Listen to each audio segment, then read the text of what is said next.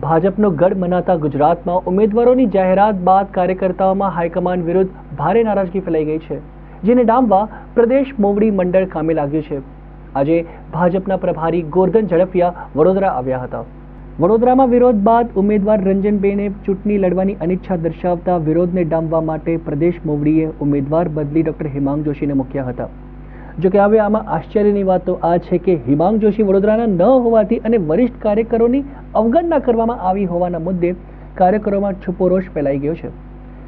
નવા ઉમેદવારે સંગઠન સ્તરે કામ ન કર્યું હોવાથી કાર્યકરો તેમના કામથી અજાણ છે, જેથી વડોદરાના બોર્ડના હોદ્દેદારો ડોક્ટર હિમાંગ જોશીને ઓળખે તે માટે આજે ભાજપના પ્રભારી ગોરધન ઝડફિયા વડોદરા શહેરની 5 વિધાનસભામાં પરિચય સંમેલન યોજવામાં આવ્યું છે।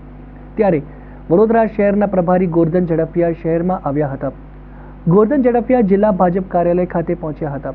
ભાજપ કાર્યાલયમાં ગોરધન ઝડફિયાની સાથે પ્રદીપસિંહ જાડેજા જોડાયા હતા, તો લોકસભા બેઠકના સંયોજક ભરત શાહ, જિલ્લા ભાજપ પ્રમુખ સતીશ નિશાળિયા સહિતના હોદ્દેદારો ઉપસ્થિત રહ્યા હતા। ગોરધન ઝડફિયા તેમજ કંટ્રોલ માટે આવ્યા હોવાતા પૂછતા નન્નો ભણ્યો હતો।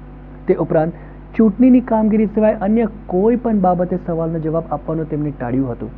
છેલ્લા દિવસની વ્યવસ્થા સુધીની આ બેઠકો છે અને દરેક વિધાનસભા વાઇઝ બેઠકો રાખી છે આખી લોકસભામાં। જે પ્રમાણે બીજો કોઈ વિષય લેવાનો પણ નથી અને બીજો કોઈ વિષય આવવાનો પણ નથી। ચૂંટણીની પૂરેપૂરી વ્યવસ્થા અને તૈયારી સાથે મેદાનમાં છીએ, બરાબર। અને મોદી સાહેબના નેતૃત્વમાં અમે જે ટાર્ગેટ કર્યું છે કે Gujarat will cross more than 5 lakhs બધી લીડ, અને એમાં અમારા કાર્યકર્તાઓની આજની મહેનત નથી।